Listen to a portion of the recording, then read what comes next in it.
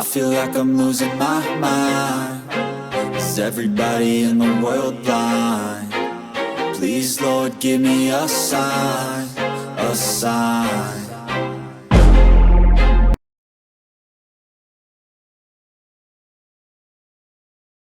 Hello everybody and welcome back to the channel. So you guys have seen all of our speaker tests that we've been doing, and we keep mentioning about, what it would be like to test an expensive set of speakers, somewhere around the $1,000 mark. So I had an opportunity to pick these things up, and we bought these on eBay, and there's a link right. And we've had good luck from this seller. We've tested some other speakers, Focals and stuff. So the prices are great, and if you're going to take advantage of it, you might want to do it before the new tariffs come into factor. Prices of imported goods are going to go way up. So these are their Pro series. They do make a series above this, and we considered getting the 2-ways of the Legend series. They were about the same price for the Legend series 2-ways as they were for the Pro 3-ways, but we opted for the 3-ways. So these things All right, are so we got awesome. these things in the bench, and nicely packaged, nice box, pretty typical, better than some. And the cool thing is, it's kind of a peeve of mine, is if you're not going to put these in factory locations, they come with some nice grills. And they're all metal, except for the outer ring. And they're not really very gaudy looking or anything. They do have some plastic ribbing in here, and these are kind of embossed. So they're understated. I like that. I think in high-end car audio, being understated is cool. The mid-ranges have exactly the same grill. Tweeters come with a typical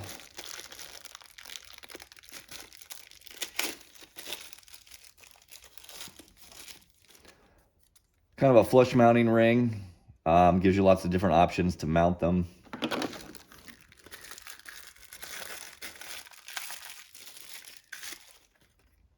And we've seen these kind of before, where you've got a tweeter mount.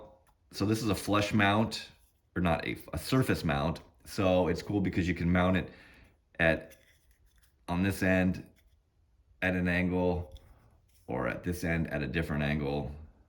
I don't know why there's not holes in here. I guess you, they're dimpled so you could make your own holes, which is kind of cool, because if you mounted them one way versus the other, you don't necessarily want a hole in the back. Looks like they give us some pretty thorough, in probably 12 different languages, user manual, and hopefully these are going to give us some instructions on maybe aiming these things and whatnot. So we're going to start off with the 6.5-inch woofer. Nice piece. I mean, this is a very heavy duty cast aluminum basket. It's got kind of a clear finish on it. Looks really good. I like it because it's got standard size terminals on here, and they're not just paint marks or plus minus. So, it's a nice touch. This is a ferrite magnet. So that might be one of the ways that this separates from the really expensive, like their Legend series, is the magnet. So when you go to a ferrite,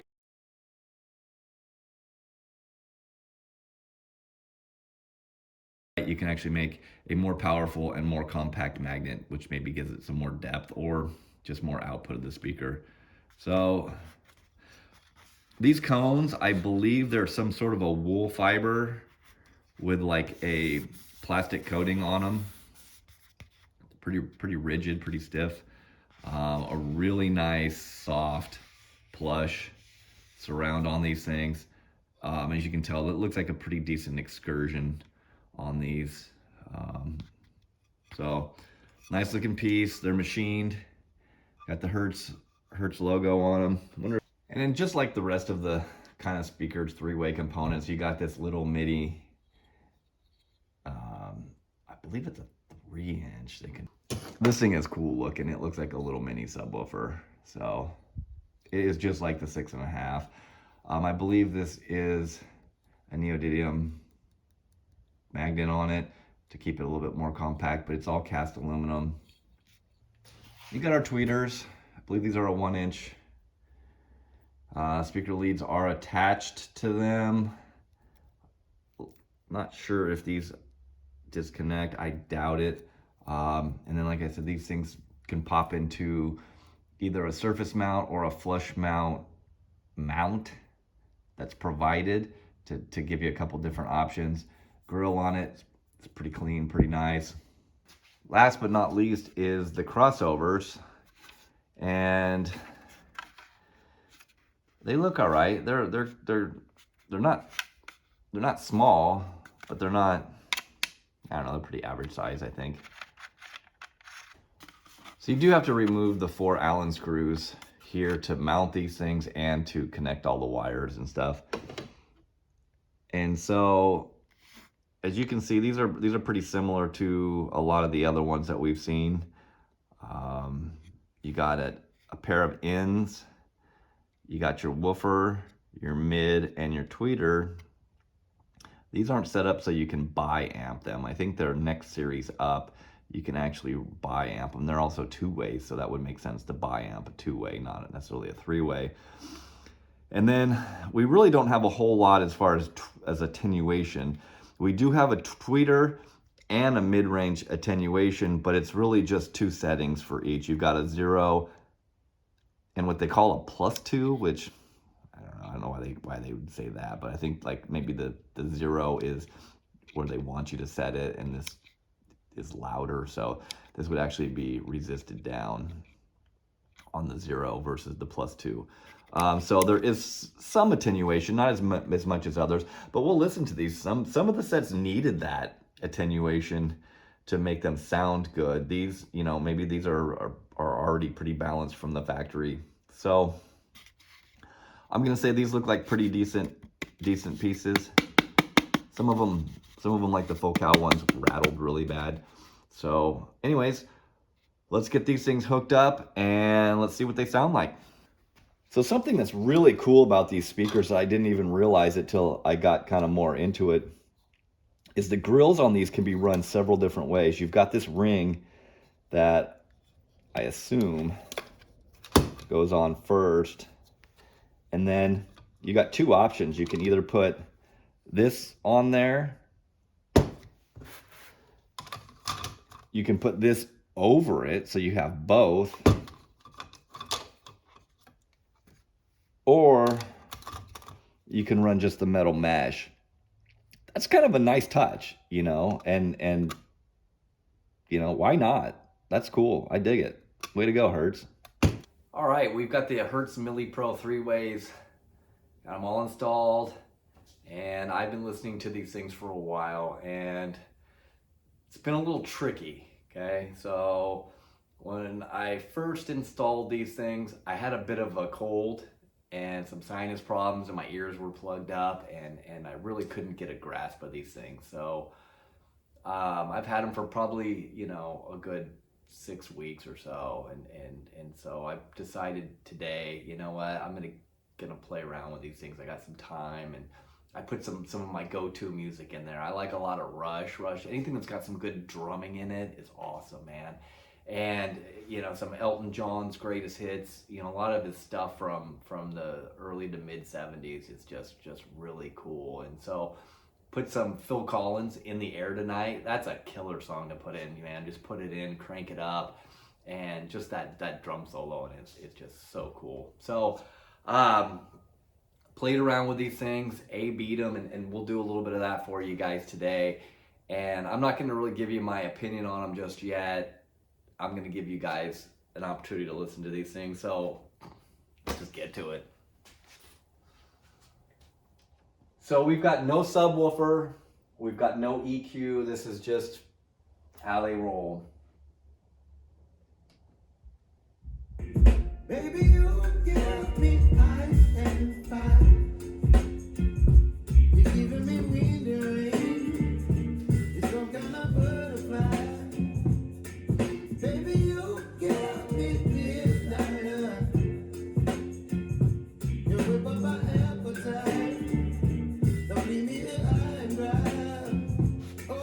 All right, so I'm gonna turn the EQ on that I've specifically set for these speakers, where I feel they really come alive. So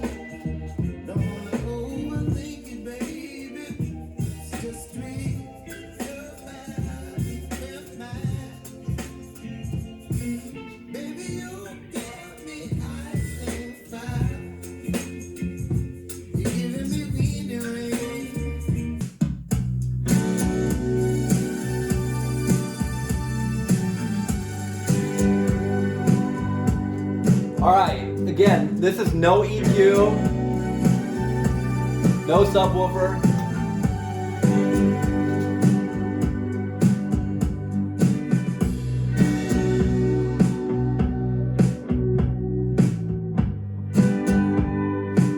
All right, we're gonna go a little bit of EQ.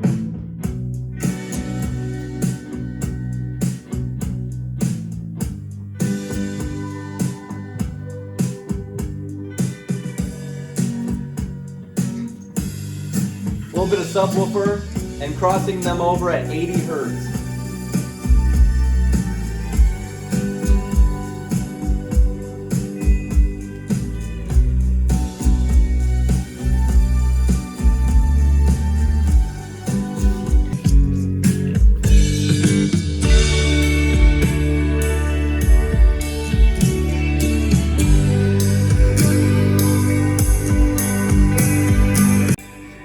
So what we're gonna do now is we're gonna go ahead and we're gonna kind of do a little A/Bing on these things and see how that goes. Okay, that's these right here.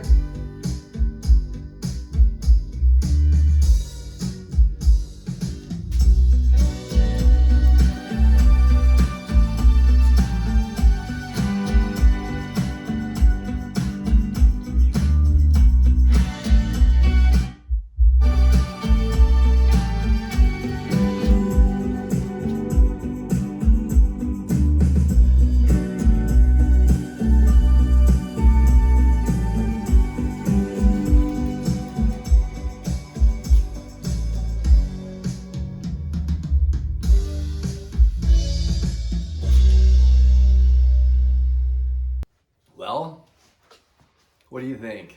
Why don't you go ahead and leave some comments right now? So, this is kind of a crazy deal. These are some expensive speakers, and my first opinion of them was I didn't necessarily like them. So, I talked to Extreme Audio, where we got these from, and I said, hey, I'm not feeling these speakers. I said, I feel like I'm listening to them with earplugs in, and a little bit, I think, was a little bit of a sinus congestion. And so I gave it a little bit of time. And one thing that I noticed on these speakers, which is really quite different than a lot of other speakers, is they are what I feel is a little lacking at around 3,000 Hertz. And what I found with a lot of other speakers is they are a little overwhelming at 3,000 Hertz. And I'm gonna say that a lot of two ways, because 3,000 Hertz is right around where the tweeter and the mid-range cross over. And so, giving them a little bit of boost at 3,000 Hertz really kind of brightened them up. And one of the things that I noticed on these is they have a very retro, kind of what I call a retro sound. If you've ever heard a lot of home speakers, really high-end home speakers from the 70s, they've just got this really full sound to them. And these kind of have that same sound. And one thing that I noticed was these things in around the 140, 150 Hertz range, they really put out. And that's really the mid-bass range. And I feel like they almost put out almost too much mid-range and, or mid-bass, and, people can say, oh, never can. But they kind of do, it kind of gives it that really full, and sometimes it gives it kind of a muddy sound. And so by toning that down, really brings these things into life. And these speakers, I will tell you, they can handle low frequencies really well, and they can handle the power. Like, the more you crank these things up, they don't give up. You know, we've got this amp here, the Soundstream amp, that, you know, while it's only, you know, rated at 50 watts a channel, you know, this thing's good, clean power, and it really brings these speakers alive. And you can A/B these things, and these are our Focal Polyglass 2-ways, and I think those are a really good speaker. I really like them, but they're a little bit much, and you know, they really need to be turned down. And so, you know, it all depends on what you want to do with the speaker. Do you want to turn it up? Do you want to turn it down? And if you've got a DSP and a way to EQ this stuff, you know, like a lot of modern head units do, you know, I think you can really fine tune some of these speakers in. And you're going to say, well, if you can fine tune some of these lesser, you know, cheaper speakers in, well, why would you buy these higher end speakers? Well, I'm going to tell you something. I got a feeling with these Hertz speakers that these Milli Pros, that they are going to last for a long time. You're going to get a lot of years out of these things. And when you turn them up and you're really, you know, feeling them, you know, they're going to hold up really well, you know. So, you know, I really like them. I liken them to, you know, back in the 90s, I had a set of ADS 320i's, and they were really killer speakers. I mean, back in the day, I'd love to have a set. So if somebody wants to loan me a set to play and demo, man, I would love it. I'd love to get my hands back on a set of those. So anyways, you know, my opinion on these things is they're amazing. Okay. And if you can run these things fully active on a DSP, these things are going to take whatever you throw at them, and they're going to sound just absolutely killer. And they're going to give you a lot of years of just awesome pleasure, you know. And so, you know, I think that's where you're spending the money on these things, is the build quality. They are quite exceptional, you know, as I showed you in the you know, the opening segment. These things are nice, man. So I think it's money well spent. You know, can you buy some cheaper speakers and kind of achieve a similar thing? Yeah, you know, and it's just like any other thing, shoes, you know, cars, you know, why buy a Lexus when you can buy a Toyota, you know? So anyways, you know, I appreciate it. Thanks for watching. And if you get a chance, pick up one of our channel stickers. I appreciate you guys for doing that. And we're gonna be doing something kind of cool coming up. We've got a lot of gear here that we've tested that I think we're gonna pass on to some of you guys. And I'm just trying to figure out how we go about doing that. I think we're gonna do a thing where, you know, to try to boost, you know, subscribers and also followers on our Instagram page and stuff like that too. So I'll work out the details on that. I'll get some of the stuff together. And I don't know if you guys noticed, but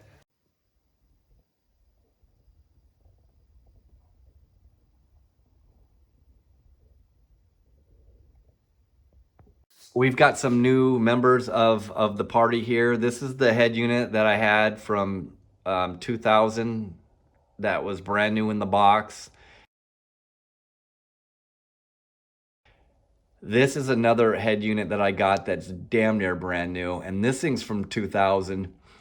And this is one of their like really high-end decks. So this thing's cool. It doesn't have an amplifier in it, and it's like, this was top of the line. And my thing is while these were, you know, the same model year and they look kind of similar, I honestly wish that this one was green. I really do. I mean, it sucks because these are kind of green lit up, and this one kind of does some of the similar display stuff. This one's a bit much. You can do a lot with it. But this is a really nice quality unit. This thing is great. And the nice thing is it doesn't have an amplifier in it, so it doesn't get smoking hot, you know. So, and then this one, I want to say, is from around 2006 or 7. And this one's cool. I'm able to, well, this one as well, I can run a Bluetooth into either one of these. But this is a really neat clean unit. The only thing I don't like about this one is it doesn't have a motorized face. You literally push a button and it falls open, and then you just close it. But I will say that that's not necessarily a bad attribute because it's not gonna fail. So, but this one has the Alpine imprint capability, and I have access to one of those, but I think it was more of a gimmick than it was anything else. I do wish that this wasn't red. It'd be cool if it was green. I wish Alpine would have never went blue, but anyways, thanks for watching, and we'll catch you back next time.